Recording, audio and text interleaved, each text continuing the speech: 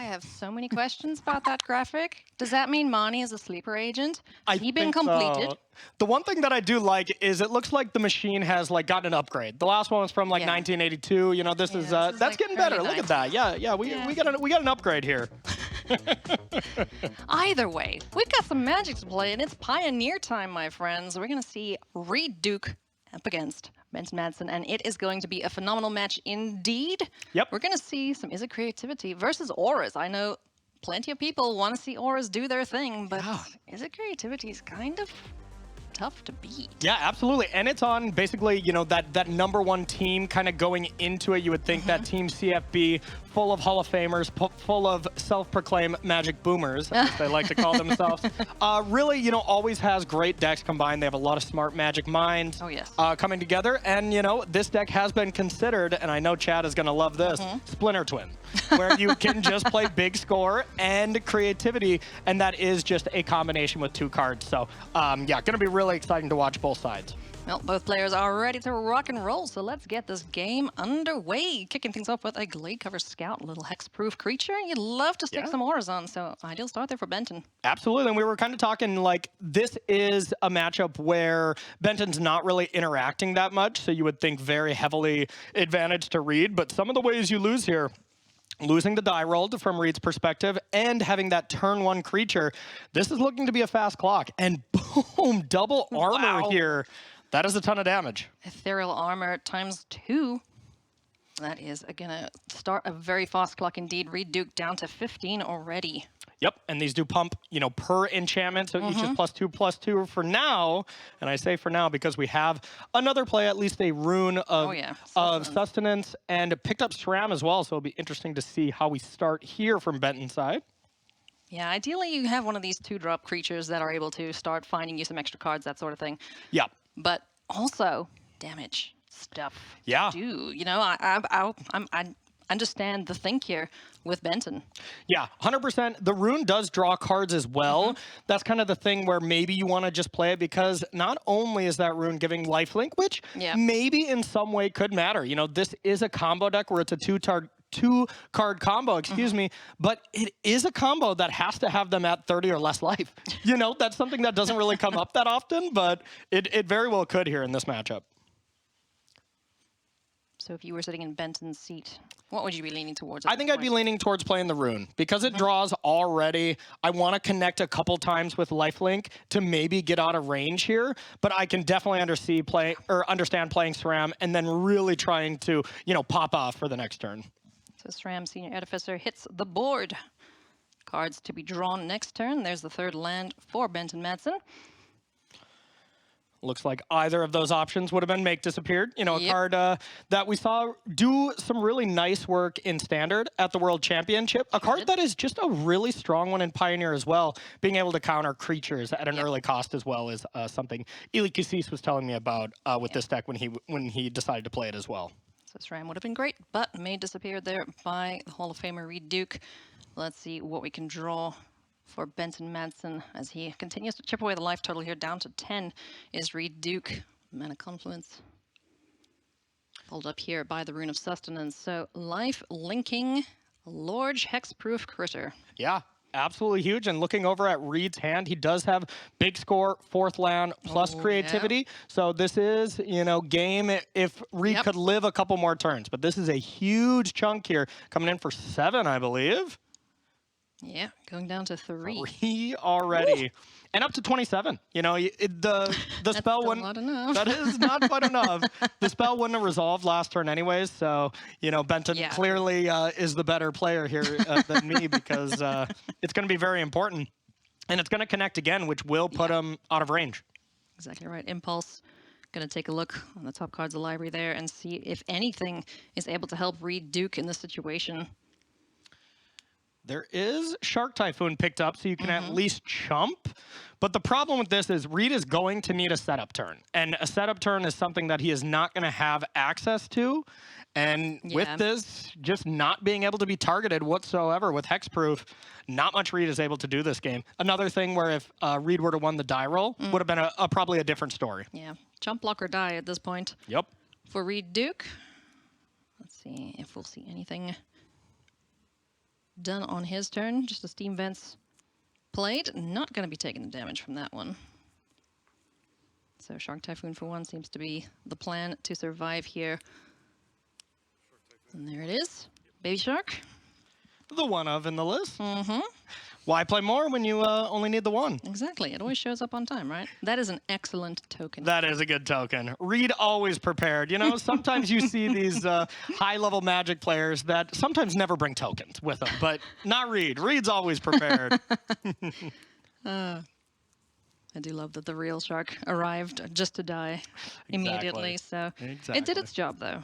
Reid is alive. One turn bought. Is it going to be enough, though?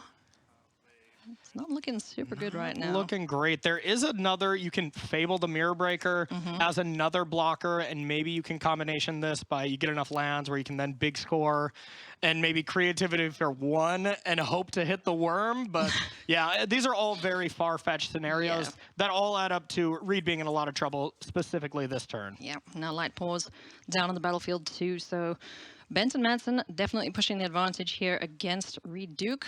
Yep. Down to 3.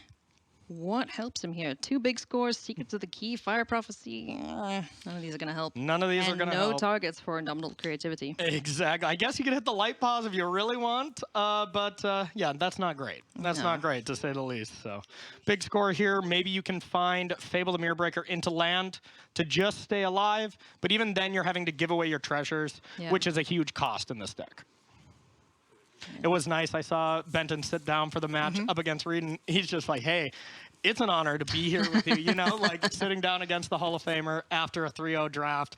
This is what Paper Magic is all about, you know, sitting across your hero. It's awesome. Yeah, the 3-year gap where we just couldn't gather in person. Yeah. You know, spawned an entirely new generation of Magic players. Yeah. And they get to meet their heroes now. 100%. That must give them chills. And sometimes, you know, you have some players that start in this digital era and they go to sit across from Reid Duke and you're like, hi, what's your name? You know, I mean, because it's so different when, you know, you're not playing in person, you're not seeing each other's face, you're just seeing the avatar and stuff. So really awesome to see Paper Magic back. Well, or is doing what they do best, delivering the beats. And we're going to see a similar start here for Benton Madsen with the Glade Cover Scout, courtesy of the Mana Confluence down to 19. Let's see if Reid can get something going here. Yeah, we see Rending Volley in the hand here, which is great. You know, Fire Prophecy also great at dealing with creatures, but can't really do anything about Someone has the green 1-drops. Teferi's Protection. We phased out there a little bit, but we're coming back. There we go. Please hold. I now get that reference as I have begun playing a lot of Commander. Good. You know? Good. It's a heck of a Magic card. It is a heck of a Magic card. It's like, nope, I'm not here. Yeah. So many questions get asked, like, well, can you take damage? Can you? No, nothing. Nothing. I'm not here with that card in play. Yeah. I'm just not here. Generous Visitor joins the fray now. Another little itty-bitty critter that can just get ridiculously big. Yep. Courtesy of all of the auras that this deck provides. So And that is something Reid will be okay seeing with that Fiery Impulse in hand. Certainly so. Can't do anything about the Scout, but can certainly take care of, what is it, a squirrel? No, it's a spirit. It looks like a squirrel. It does kind of look like a squirrel, absolutely. There we see Audacity come down, plus putting a counter. Audacity. I was going to make the joke, but I was just hoping, you know, slow pitching it up for you here. And we do see that dice, 1 counter on it to be able to have 4 power. Bet we got a bigger dice on the way. Yeah. We're going to need a bigger dice. Yes, absolutely. Generous Visitor comes into play and be like, you'll be needing more dice. Yeah. All right, so Impulse for Reid, see what we can find. Now, this is the thing with the creativity deck. It's kind of like a one-shot kill, but you kind of have to be alive to, you know, do that. Yeah, you know, this is not exactly how I thought it would play out so far. You know, so far, this is looking like Reid's in a lot of trouble. Yes. And this Auras deck, for anybody wondering kind of why this popped up or why it was so under the radar, this deck pretty much dominated the RC at DreamHack, where it was really just brought up to just demolish mono green. Yeah. The deck basically can't lose to mono green, so that's kind of the whole draw to it. But it kind of phased away after that, and not a lot of people played it. But, you know, if you're expecting a lot of mono green, which was the second most played deck, might be a really good metagame call here from Benton. Could well be. Make Disappear takes care of all that glitters, so Not too much extra power being added onto this scout for the time being. And, you know, we were talking about the digital era of players. Benson qualified and says he got real lucky playing a Brothers War sealed Okay. on his iPhone to qualify for this event. On his iPhone. Oh, yeah. That's awesome. That is pretty awesome. That Barring the is- iPhone part. Yeah, yeah. I'm an Android player, Oh, but okay, you know. sure. Yeah, but qualifying on a phone and all of a sudden you're Yeah. 3-0 up against the Duke. Yeah. I mean, that's the dream if I've ever heard of it. You know, that's a great narrative there for Benton Madsen. Really awesome. Looking very impressive here Yeah. against the Hall of Famers. So, you know, we could see our very first 4-0 after Absolutely. this round. Well, I bet we will regardless. Oh, we will regard. The one thing we don't have right now from Benton is we don't have land number 3, so you're a little halted at what you can do. Also from Reid has Sokenzen in hand. So Yeah. if Benton really wants to just attack and not equipped right now, you can flash in Sokenzen, double block, and actually get rid of this. So I think if Benton had perfect information, it would probably be time to strap this up with the 2 1-mana equipments. And looks like that is what's going to happen as well. But it wasn't a completely obvious play because getting the SRAM down, especially when you have 2, is pretty nice as well. Yeah. I mean, if Reid believes in the heart of the cards, we could just see 2 critters hanging out there for creativity. Yeah? Oh, Yeah. let me spell Pierce instead. Absolutely. Yeah, the problem with that is you still got to have 6 mana to do it, so it's still a little tricky. But Reid still has an impulse there, another removal spell. But yeah, nothing to really facilitate the combo right now. Reid is really looking for a big score. Yeah. That would be ideal for the Duke at this point, as we see another copy of Ethereal Armor hit the board.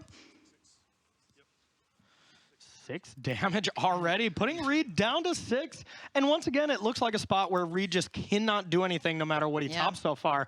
I really thought this was going to be favored in the other direction, but Hey, boggles. turns out power and toughness can get the job done. You just Absolutely. gotta turn dude sideways and go face.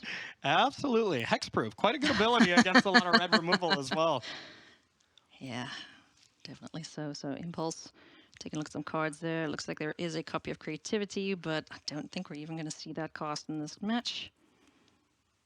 At least at the rate that Benton's going. Exactly. And you look at Benton's mana base, 2 mana confluences. Normally, that's Ding, a ding, really, ding, ding. really big liability. Not against creativity. There's no fair damage No. that's being dealt here. Yeah, no, you There can is certainly use your life creativity. total as as a resource. Yeah. Reid with the frustrating, I just impulse for creativity and then drew creativity. Yep. Not a card you need 2 of. Yeah, no, that's very frustrating indeed. And Sentinel's Eyes as well as all that glitters. Just everything going for Benton at this point. So I think something we're probably going to see here is, one, if Reid can survive. Yeah. You know, if all that glitters get strapped up here, I think we're just done. But if Benton were to go another way, you Soken's in, block 1, go to 1, and then try to creativity for 1, and try to hit the worm and just have a big blocker. World Spine Worm is the one I'm talking about. 15-15. That gets in the way, but all that glitters is just going to lock it up right now and send Benton to being 4-0. All that glitters is an absolute house of a magic card. Because I believe that Audacity is trample. Oh. Yep. Has trample, yep. Yeah, that's going to be a lot of damage coming through.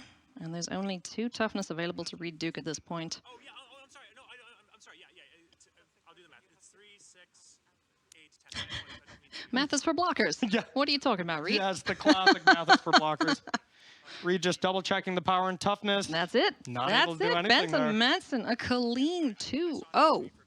And his first round of Pioneer. That's got to feel good, That's going to Corey. feel really good. And needless to say, maybe in the metagame that we've been seeing a little bit earlier, I don't think we saw Selesyna auras on there. It's in that other category. Yes. I believe there's 1 or 2 copies in the entire tournament, and Benton making it look real nice here. Oh, in the yeah. First round of Pioneer. Oh yeah, I bet all of the Lotus Field combo players are like, oh, look how easy that was. Why didn't we pick that? Yeah, exactly. That's an easy combination. You put auras on a creature, Yeah. and you attack.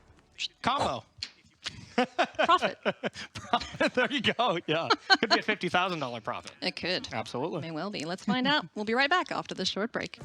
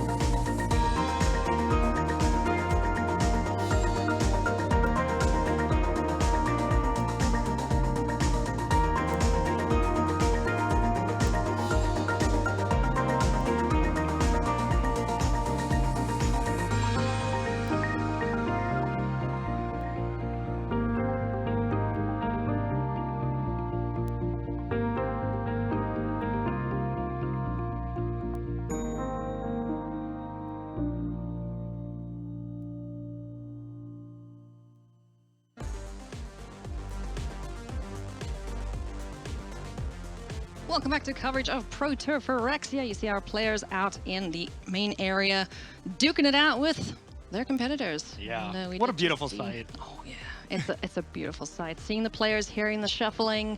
Yes. You know, the still that comes over the arena as soon as they start their rounds. It's just a wonderful time indeed here. Seeing the hugs from friends and stuff, it's, it brought a tear to my eye when I walked in. I'm not going to lie. I'm not going to lie. Don't judge me. I don't judge you at all. You have to call a judge for that. Okay, touche. Anyway, friends, we've got some more action for you here from round number 4, Shota Yasooka versus Seb Rohan. We have a Hall of Famer, an absolutely excellent player, and a relatively unknown in Seb Rohan. But looking forward to seeing what this young man can put up. It's going to be Mono Green versus Rakdos Midrange. Yeah. Those are the two big bads of the format, as it were, the most played, the most submitted deck lists. So let's jump in and see how this shakes out. Let's do it. Yeah, absolutely. The number 1 and number 2 deck, we do see a lot of, the more established, these Hall of Fame level players leaning on Rakdos because, well, agency. You want to have agency over your game. And you see a lot of mono green from a lot of different varying levels of players because it's extremely powerful. And, the one thing I've been talking to a couple players that this is maybe their first Pro Tour or something like that, they're like, you know what? I don't want to have to deal with sideboarding.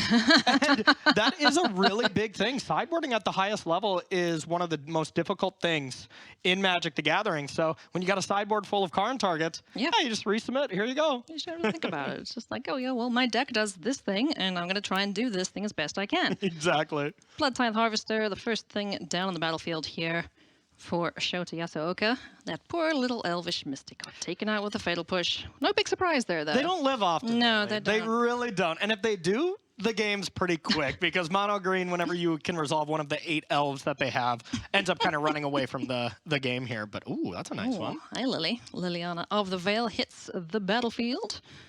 Let's see, where are we going? Up or down? No sacrifice necessary, so each player will discard a card. You would think if we were just coming into this feature match and we knew Reid Duke was one of them, the person who has Fatal Push and Liliana of the Veil, I'd be like, yeah, that's probably Reid Duke. Just taking a guess at it, but decided otherwise. So that is a creativity deck. Must be pretty good, even though it didn't have the best showing. Yeah, but still plenty of action today and tomorrow. Players are looking for, at the very least, a 4/4 to make it into day 2. So. Yep. Ravenous Baloth, absolutely. And I mean, Benton already locked up day 2 on his very first Pro Tour with 4 rounds to go. Look at him go. Easy, yeah. Yeah, but you want to keep going. Absolutely. See the most powerful card and kind of the namesake card in mono green there flashed a little bit, Nykthos.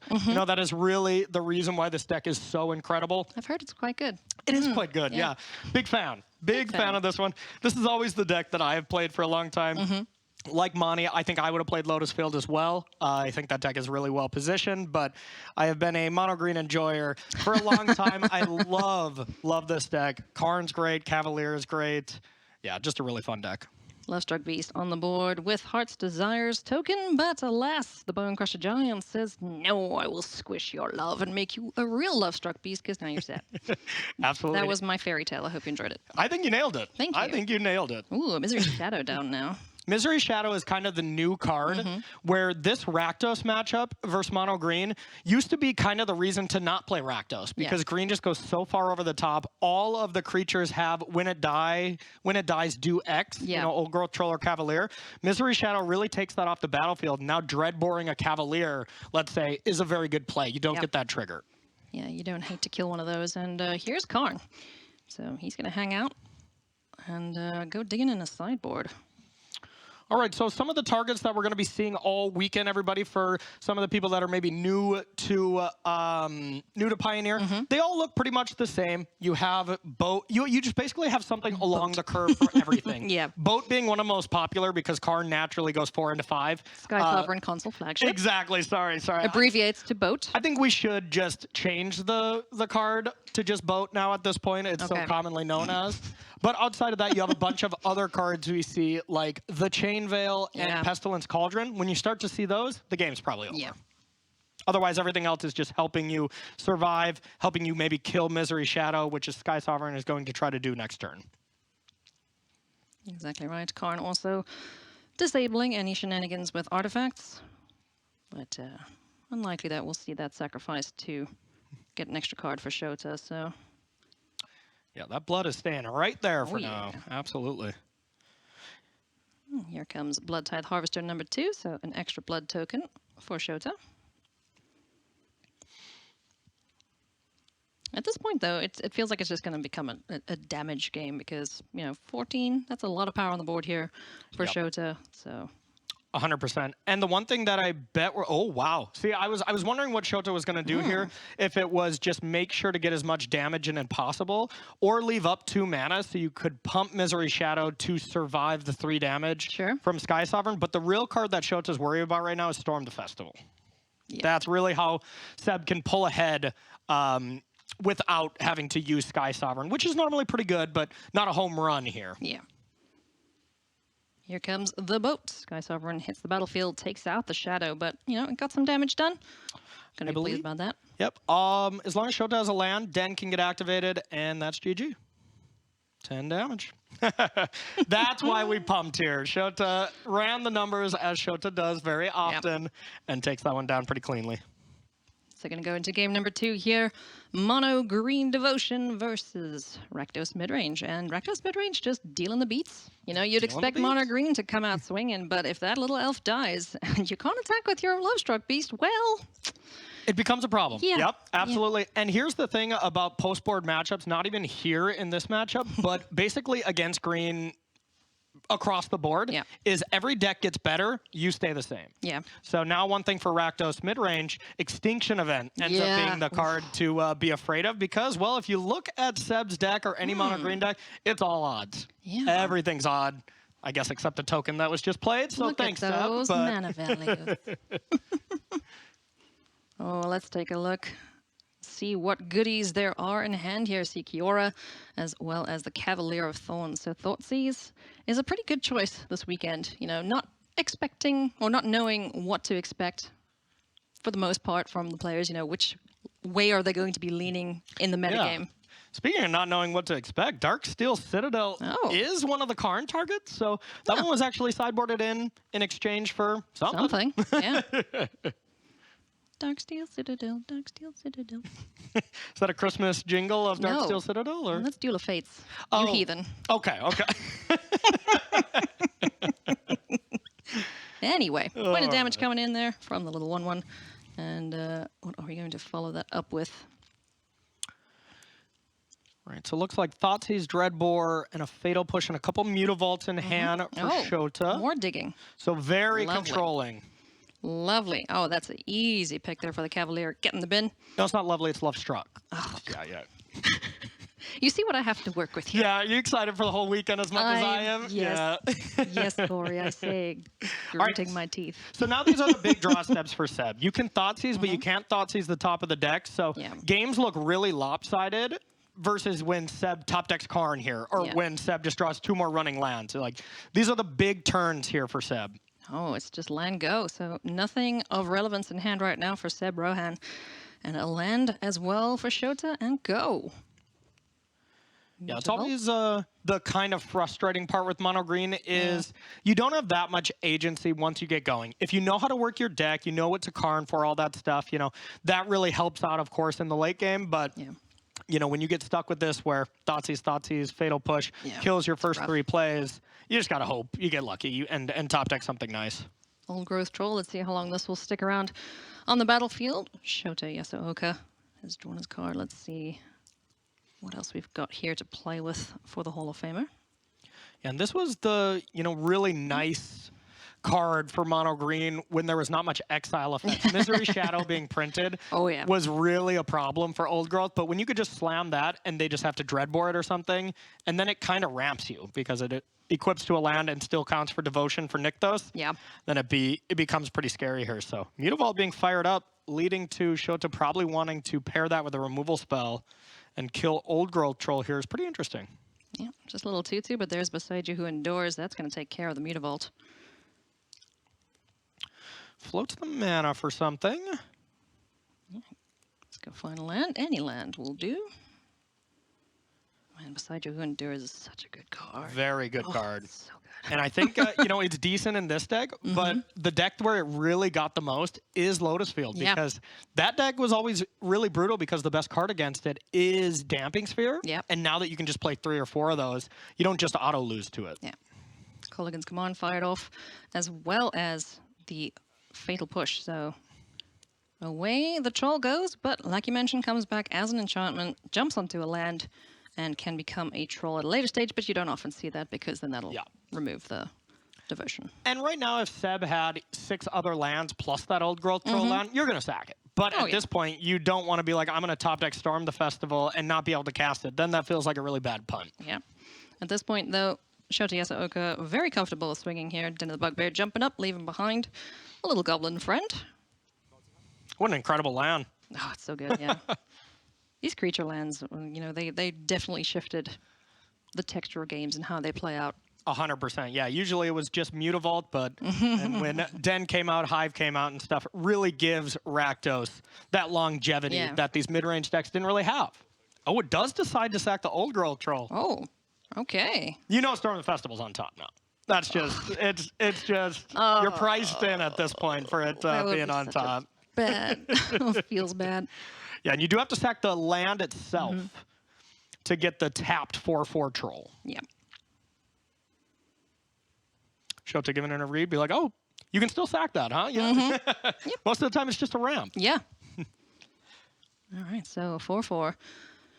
Hopefully, gonna stave off some of this attack from the Den of the Bugbear. Yeah, it almost feels like it has to be in defensive, because if Shota top decks a land, you can fire up Mutavault and Den. That's all of a sudden 7 damage, and it progresses 1 more each time. Again, Shota is recognizing the longer this game goes on, the better it benefits the mono-green player. Yeah, exactly.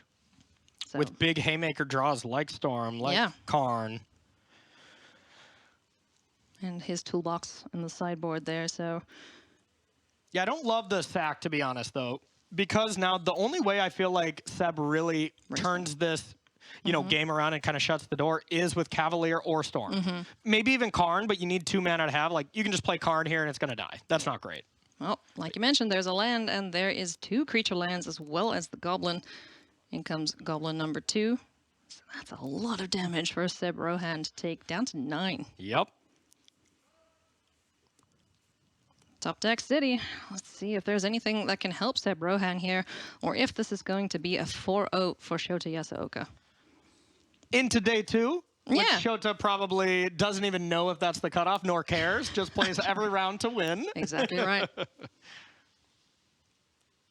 Incredibly measured and disciplined Magic player. And one of the fastest Sheol treads. Well, that's another clock for you. And there was Storm the Festival off the top from Seb. That hurts. Yep, that's the cost. That's the cost. Not even the fact that, Storm into double Cavalier is going to get you out of this or anything, but... At least you have a fighting chance. You have a fighting chance, you have to deal with the apocalypse, and I hope you have stored up enough bottled water and various melee weapons to survive. But you shall not. And I don't Shieldred. think Shota is one of the players that's going to be missing that trigger. No. When some players are transitioning back into paper Magic, Shota never left. That's exactly right. And that's going to be the handshake extended there. Shota picking up the win with Rakdos mid-range. More like Rakdos Greekdown. Yeah, right? no Jeez. kidding. They went fast. Shows the duality of that deck. It really can turn to an aggressive deck if you go Blood Tithe Harvester into Fable the Mirror Breaker into Shieldred. That's as fast as any aggressive deck is, and really put the pressure on Mono Green there. Absolutely nutty. Well, because we're just blistering through all these matches, let's go watch some more Magic, shall we? More. Yeah, let's go. Tristan Wylde-LaRue versus Thomas Enevoldsen. And looking forward to seeing how this one shakes out between these 2 players. Yeah. Let's see what they are playing. 2 great Magic players, really skilled at the game, and just 2 very incredibly nice players. Thomas Enevoldsen, always an Azorius control enjoyer, has played that deck for a long time, loves Teferi, so no shock to see him playing that. Oh, look, we got some Lotus Field combo shenanigans. There's our Boreal Grazer, the best 1-drop ever printed, Corey. Ever printed, absolutely. Deathrite Shaman has some words with you after the show, but yeah, absolutely. And this matchup's interesting because because normally these Lotus Field combo decks, they don't care too much about counter spells because, well, they're really in the first couple stages of the turn is just trying to get Lotus Field in play, like we see from Tristan Wylde-LaRue, and then Thespian stage to get that into play as well. Yeah, and we have the Satyr there, which is just untapping a land. We saw Hope Tender as kind of the normal card that we would see so long, and I'm honestly kind of you know, it kind of shocks me why we chose this over Hope Tender, because even if you look at this board where you can tap 3 with Lotus Field, copy Thespian Stage, if it was Hope Tender, you could exert and untap both of them. You have access to 6 mana. You know, that is not possible with this, but you can still get to 4 mana here, and you don't have to pay the 1. So I'd be interested to hear why that's the choice. I'm not 100% sure, but... Oh, we'll stick you on Tristan afterwards. You can go and find out. Absolutely. Give him the 3rd degree. Ask him why this one and not the Hope Tender, which we do see in the sideboard for him. And we're going to dismiss Lay Down Arms and do our best to deal with the untappy Satyr. So now Tristan will be untapping with 6 mana. If you have things like Pour Over the Pages, that's what you're really looking for, because you net a mana each time, or Hidden Strings nets 4 mana, and that's how you generate an absurd amount of mana. Eventually, you, after a whole bunch of steps, you get Approach the Second Sun from your sideboard. Yep, absolutely. From your sideboard, you cast it a couple times. That's how these decks win the game. Pour Over the Pages is made to disappear, courtesy of Make Disappear. Thomas is ready to disrupt any shenanigans that Tristan Wylde-LaRue is going to attempt to get into here. Clearly not Dwari disrupt them, since that just came into play. Oh my goodness. I'll be here all weekend for y'all. Can't wait. Pour Over the Pages number 2. Oh, and this one resolved. Hey, a response there from Thomas Enevoldsen. As we're going to take a look at some cards, untap some stuff, and I saw chuck a card. I saw Vizier, and I saw oh my goodness, another Pour. One. Keeping track of the mana there, because this combo does get a little finicky. It does, and it's not crazy to think that if Tristan is indeed winning the game this turn, that this turn doesn't take a solid 6 to 10 minutes, you know? Even online, doesn't really matter where you are. It's very complicated, because one of the things you have to do when you're untapping, you have to keep track of how much mana you're using for Pour Over the Pages, and how much mana you leave left over for Hidden Strings. Because you need to cast the namesake card of the deck, really, which is Emergent Ultimatum. So you got to have triple black, green, green, blue, blue, which ends up being a little tricky with Lotus Field. You can't add any combination with these lands. It's got to be all of one color. Yeah, so definitely gets very tricky, and a lot of players express their, you know, maybe not discomfort, might be taken a bit far, but, you know, they're a little uneasy about messing it up because, you know, when you're playing online, it tells you, you have this much, you have that much, you have that much. So a lot more things are involved when it comes to the combo in paper. Yeah, not even some people. Paulo Vitor Damadorosa expressed concern with this deck. He's like, yeah, this deck is tough. And here we see Dark Petition, that is being able to search for anything. You add 3 black mana. And we'll see, this list is a little different from the stock list, but more than likely you still go for Emergent Ultimatum here and get a really dangerous package that's going to win you the game.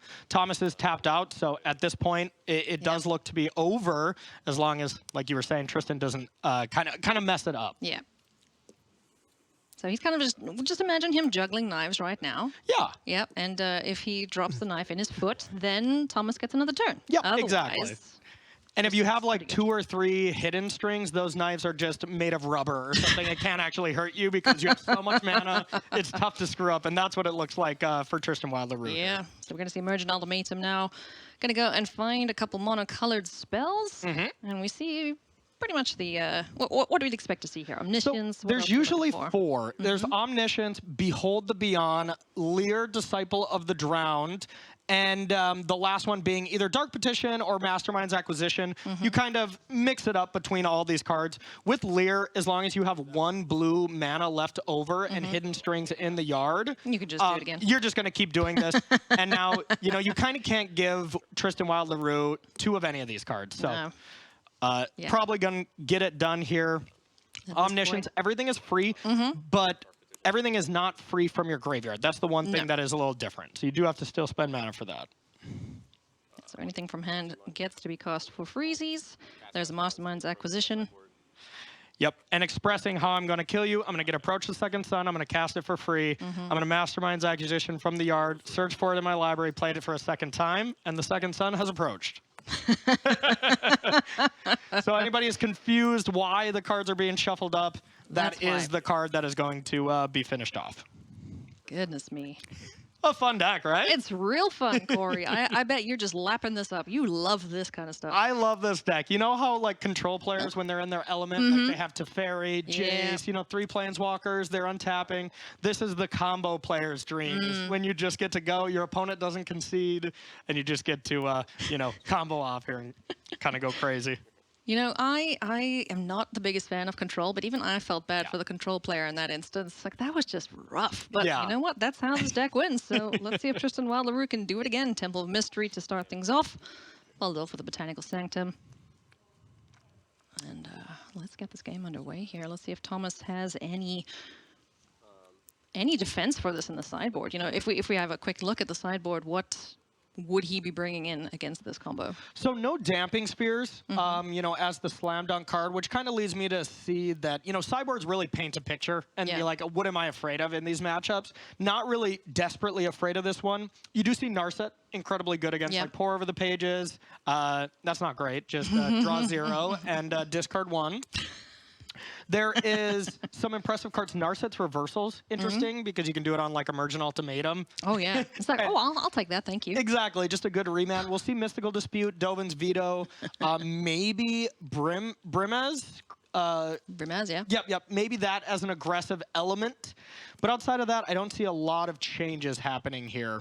And on the other side, from Lotus Field, one of the most popular cards that we see people bring in, and we'll see if it is in the card. And no Thought Distortion. That was usually the one you see against control. But instead, the uncounterable threat being Dragonlord Dramoka, which I think is the breakout sideboard card. I saw Nathan Stoyer on Twitter being like, does anyone have 9 Dragonlord Dramokas for me and my team? It's like, and people thought he was trolling. He really He's did. like, no, we actually need these cards. Yeah. So, please. Exactly. Every once in a while, you'll see people tweet out something the day before a Pro Tour to throw people off, maybe for just comic value. But nope, this was real. They needed a lot of that powerful dragon. Well, there is Lotus Field, so gonna stack a couple lands, but there's part 1 achieved here for Tristan Wylde-LaRue. Let's see where this turn takes us now. Always feels bad sacking lands, but you know what? If you follow up with a Thespian stage, it's just like, oops, I have much mana right now. Memory Deluge. And I mean, here's the power of this deck. It is, you know, turn 4, and Tristan is going to untap if he has a land with 7 mana. You know, so that is really the power of this Lotus Field deck.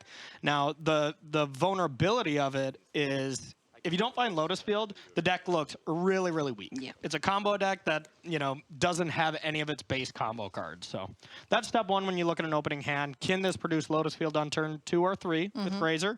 And if it can, cool. If it can't, just send it back. Both players just happy to pass the turn back. Well, we get set up here for the combo kill potentially. Thomas hoping that his hand is ready and prepared for whatever Tristan may throw out here. So a Narset in hand there for him. Looks like we've got a Wandering Emperor as well. That'll be a nice thing to play at end step here. One thing I did see in Tristan's hand is Sphinx of the Final Word. Another one of these uncounterable threats that can be played right now if Tristan wants to. But looks like we're getting the lands out. We might be trying to do a little comboing. Alrighty, Hidden Strings to start things off. And here's the duality of this card. Hidden Strings on the 2 blue sources in main phase 1. I would like to tap your mana, please. That's going to be Dovin's Veto, saying, no thank you. I would like to participate in your turn, as all good blue mages do, you know? Yep, absolutely. Yeah. And another Dovin's Veto in Thomas's side, so thinking, if you can combo through 2 Dovin's Vetoes, you know what? Congratulations, you made it to day 2, Tristan. And I believe that is a Doomscar as well. Doomscar in there. This is an open decklist tournament, so it's not a surprise that these uncounterable creatures are coming in. Got to have an answer for them. Definitely so.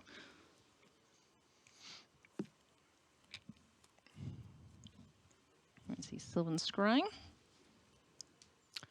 Sylvan Scrying, most of the time, the whole point of the card is to either get Lotus Field or Thespian Stage, but it actually has a lot of other applications once you already have those elements. You have Boseiju or Otawara to be able to deal with a couple of things, and even a one-of layer of the Hydra, which is not something we see often, but pretty cute.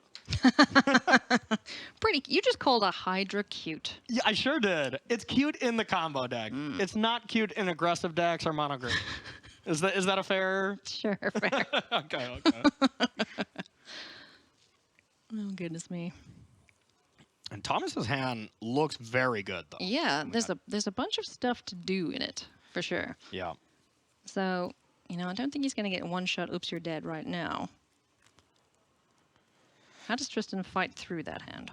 It is pretty tough there. There did look like a lot of sorcery speed stuff. The Wandering Emperor being an instant speed card that is pretty much irrelevant. Not a big deal there, but Thomas does have to win the game in some way. But outside of that, you just got to keep fighting through and cast some of these uncounterable spells. But the post-board games get a lot more confusing. There's not a clear way to do anything. With the way that they've changed their deck quite a bit to add a bunch of uncounterable creatures. It's a nice pivot in a lot of matchups. Yeah, it's a nice little recognition of, okay, there's probably going to be some counterspell nonsense going on. So we're going to see Narset, Parter Veils hit the battlefield here and go digging for a couple options. And one Dovin's Veto as the only disruption for Thomas Enevoldsen.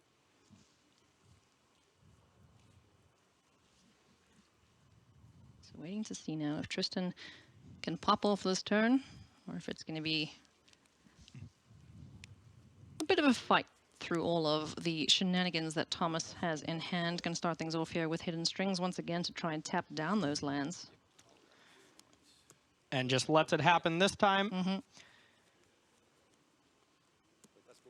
Thespian Stage once again.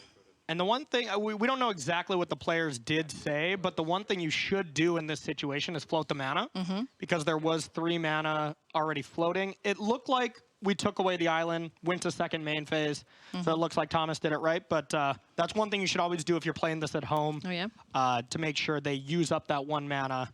So if you just tap it, then extra free mana for Tristan. Oh, now we're adding the colors.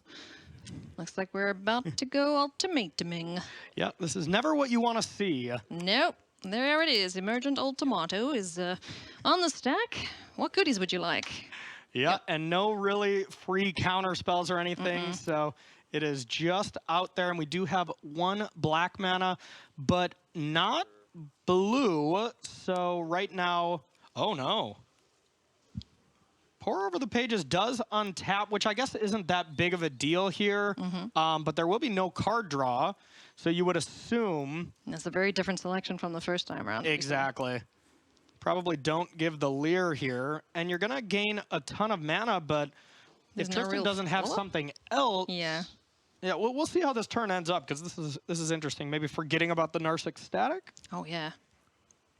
Oh, no. Womp, womp, womp. Kind of thing we would see on Arena, that everyone had to learn the hard way at some point. We've all dealt with Narset's static ability. Would you just like to discard a card? I mean, maybe he knows and just wants to untap the lands and there's something else in hand, but yeah.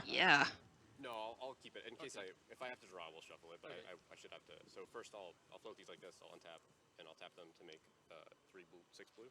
Okay, we heard from the players there. 6 blue to that, and now Pour goes on the page, or Pour Over the Pages, and there we go. Pretty aware of this. Just goes to discard, and I believe we saw Omniscience in hand. Oh, there we go. And Behold was the last card, so this is going to wrap it up here. Get to discard your hand, search for 3 cards, and that's really going to be all there is. Lotus Field combo, everyone. Impressive. Goodness me, and Tristan knows exactly what he is doing with this deck. You can tell he's just like, yep, okay, that's fine. I can do it the other way then. I'm just going to go through this back door over here. I'm going to go and get Dark Petition, Mastermind's Acquisition. There's many ways that you can end this game. Absolutely. That is going to be the handshake from Thomas Enevoldsen. Tristan Wylde-LaRue, 4-0. It's going to be a good feeling. Yep, and another scenario for anyone who's like, well, how did that game end? Mastermind's Acquisition, 4 Approach the Second Sun, and then you just buy it back with Bala Gets Recovery, cast it again, and win the game. quite the deck. Easy, right? Easy game. Easy game, easy life, at least for one player. Yeah. We still have more Magic friends because we are blistering through these matchups. So we're going to go and check out Old Yellow Hat himself. It is Nassif versus Francesco Latorre. Izzet Phoenix versus Izzet Creativity. All right. Good old slap battle here with some pigeons and perhaps a big old worm. Absolutely. Yep. Gabriel Nassif tested with Reid Duke, so we saw very little of this deck in action when we started this match, but going to be the exact same list up against Izzet Phoenix, one of the deck that truly fell off a cliff. You know, it was one of the most popular decks, and now barely anyone plays it. Yeah. But it's still incredibly powerful. You know, you want to discard Arclight Phoenixes, you want to bring them back from the graveyard and play powerful cards like Ledger Shredder and stuff to make that even more possible. Yeah, on game number one, this deck typically doesn't give two hoots about what the opponent's doing. It's just very much focused on its game plan. Get birds in the bin, bring them back, kill you with the Phoenixes. Exactly. So in terms of who's favored in this, we should see Gab pop off if there's a creativity to be had. Yeah, you know, this one, it is pretty close. The one thing, as far as game one, totally would agree with you. I think this would be Gab's favorite. Game two, the Phoenix decks usually have a ton of spell pierces. They have a ton of counter spells, and they kind of pivot. And maybe even what we're seeing right now, Ledger Shredder with 1 mana open, spell pierces even in the main sometimes, and spell pierce is just incredibly good against this creativity deck. Yeah, and we're going to see just that happen. Make Disappear is noped by a spell pierce, so we're going to see the Ledger Shredder resolve. And this card has been a very powerful addition to the Arclight Phoenix deck because, hey, guess what? The deck likes to play multiple spells in a turn. Yes. So yeah, even if the Phoenixes don't get the job done, this bird's gonna. Yeah, and especially one of the best things is those post-board games when you see Rest in Peace, you see Graph Digger's Cage, Leyline of the Void, all these things that say nope to your graveyard. Yeah. Ledger Shredder can just get bigger and bigger and bigger and still win the game without having to use your graveyard, which is tough for Izzet Phoenix because on top of the birds coming back, Treasure Cruise and Temporal Trespass is another thing that's extremely good. And if those cost 8 or 9, you know, I mean, that is too much. Not exactly where you want to be. Too much. Too much is correct. Yeah. Yeah, 11, excuse 11? me. I've never cast that card for 11, In this economy? Yeah, absolutely. Fire Prophecy on the stack here. Will this resolve? Well, I don't think Francesco's got much of a choice here as the birdie is down. And let's see what gets put back. Looks like nothing. And Fire Prophecy, you might look at it and be like, wow, that is not that powerful of a removal spell. Why not play Fiery Impulse or something like that? Tell us why, Corey. All right, I thought you'd never ask. Why, you know? Corey? Why? Because in this Izzet creativity deck, the one thing that's really bad is if you draw either Zendagos or Worldspine Worm, well, then you creativity for 1, and they don't really do anything on their own. No. Worldspine Worm, still gigantic. That can get the job done. But you need both of them. Needs a buddy. Exactly. So Valakut's Awakening plus Fire Prophecy are the oops, I accidentally drew my targets. And, you know, this deck is extremely powerful, but vulnerable when it comes to that. When you draw those, it's very frustrating. I just have this image now of Nassif like smacking back this massive worm. Get back on the deck! And Xenagos God of Rebels going, sorry, Mr. Yellow Hat. I don't know Take why. the hat with you. No, never. That's the source of his power. That's a good point. I didn't see it with him right now, though. So could He be doesn't him. have the hat? I think it's left in his stream room. You know, extremely popular streamer. If anyone has never heard of Yellow Hat on Twitch, really fun stream. I'm a sub. I know this guy. Humble brag. We're going to see a big score there. Chucking away the Fire Prophecy. We'll get 2 tokens, and there's a creativity in hand, Corey. Yep, and here's the spot, Ailey. Don't draw Worm. Don't draw Zendigo. Okay, thank God. All right, Fire Impulse and Spikefield Hazard. That's okay. We can deal with those. And most of the time, these Izzet Phoenix decks usually run 1 to 2 Spell Pierces main tops, and it is looking like we have 2 here as well, so only 1 more that can really disrupt.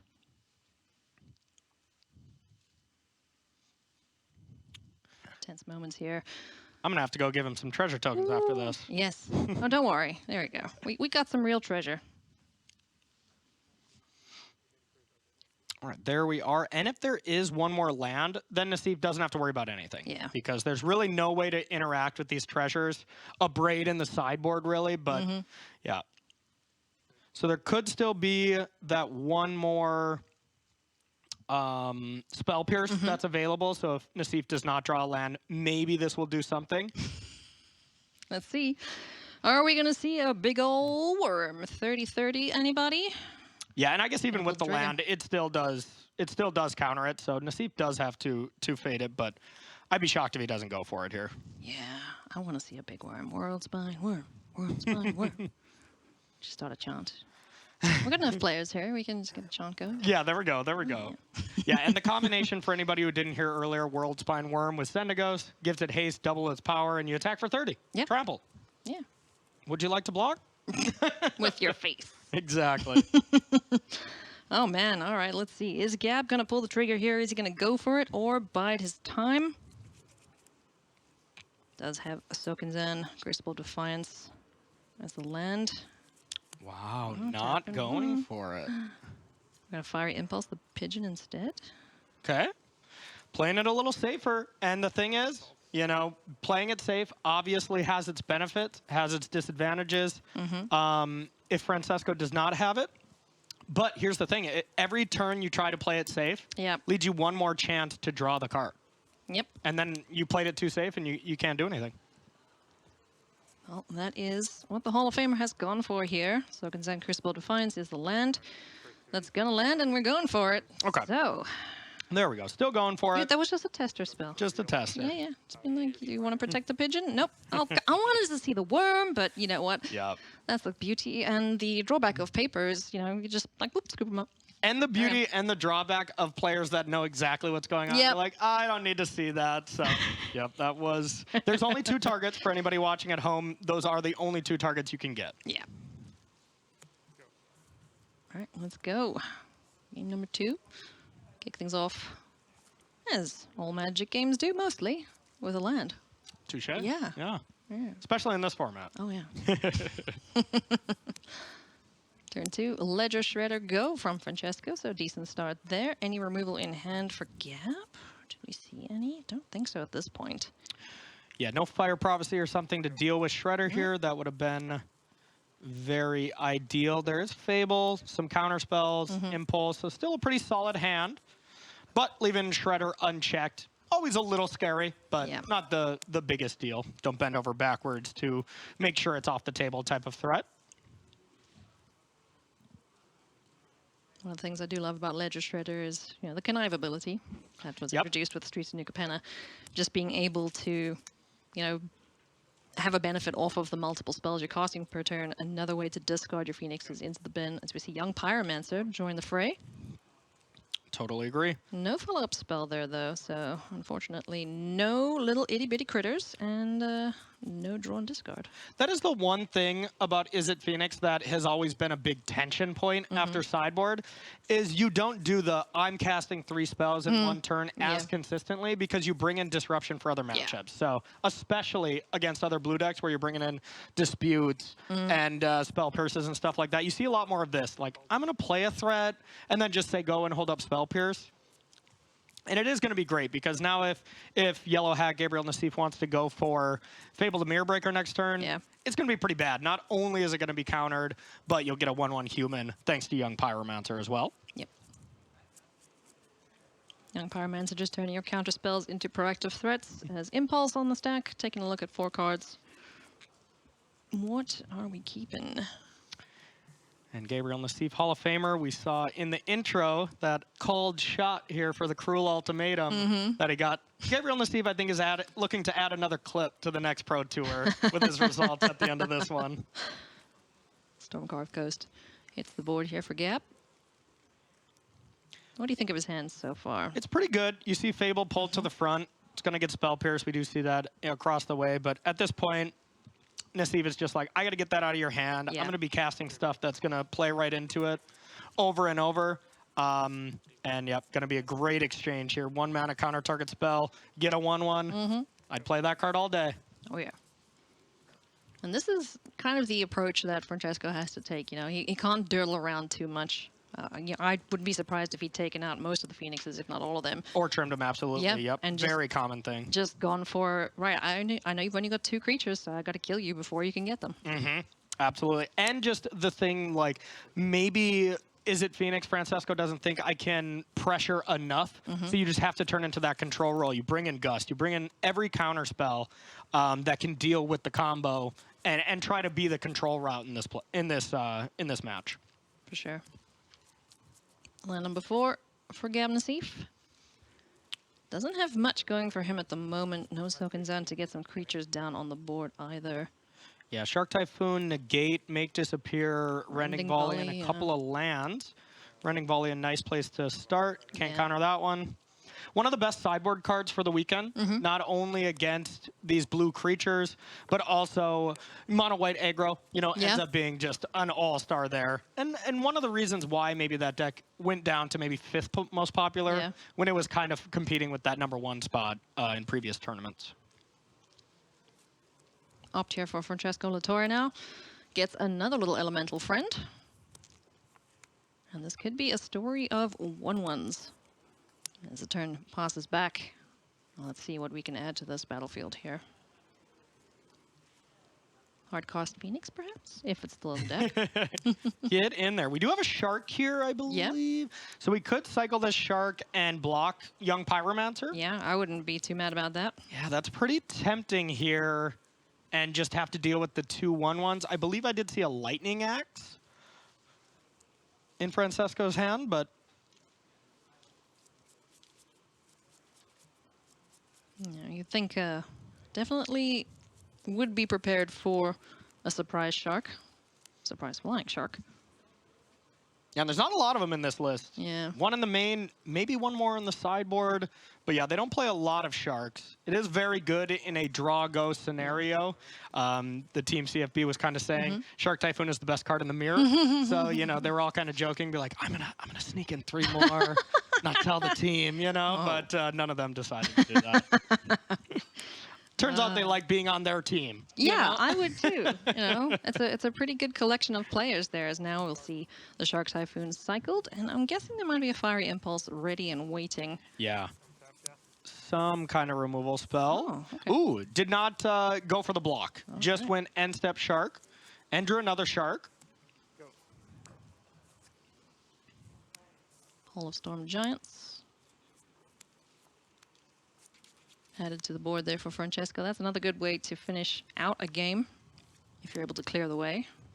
But for now, Young Pyromancer's going to hang back, and we'll see the 2 little 1/1s jump in there.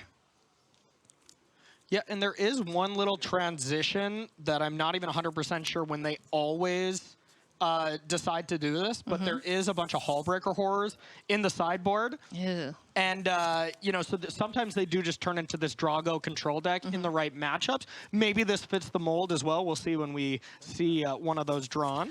And they just take out the combo. Oh, that card is icky. Yeah, that's a card not everyone loves, I'll tell you that. Counterspell denying any card draw there for Francesco Latorre. Negate says, no, thank you very much.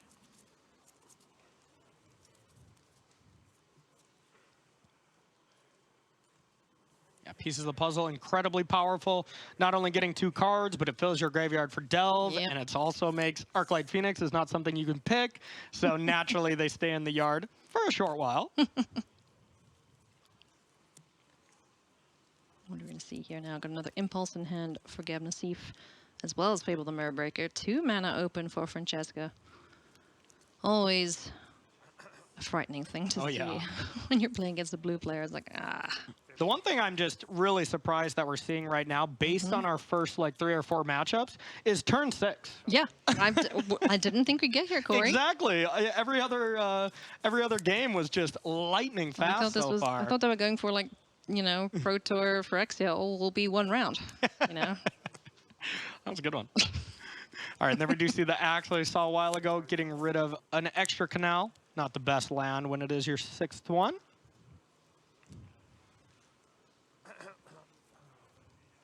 So yeah, clogging up the board here nicely. Tokens aplenty.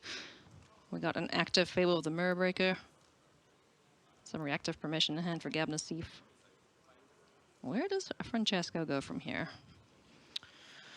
Depending on what that last card is, what Francesco is really looking for is probably one of the cards in the conversation for the best Magic cards in Pioneer Treasure Cruise. You know, Ancestral Recall for 1 mana when it gets to this stage of the game. Pretty close. I believe it was Disdainful Stroke. Yep. So that's what we're kind of looking for. You see Phoenix decks usually trim on the Galvanic iteration and the Temporal Trespass plan, and just keep the treasure cruises. Yeah, in the Galvanic right kind of iteration always matchups, feels but- like a bit of a win more card, right? Yeah. But that combination, when you have 5 mana and there's a full graveyard, you know, we've seen these kind of decks in the past. These maybe Alrund's Epiphany style decks. They get carried away real quick. So we're going to see Nassif pitch 2 cards here, draw another copy of Fable Mirrorbreaker and Stormcarved Coast, along with the Impulse that's in hand. So doesn't have much happening right now. Yeah, not really. And we haven't seen creativity, haven't seen a lot of big scores. So it does seem like this is that transition matchup, or one of, for Team CFP.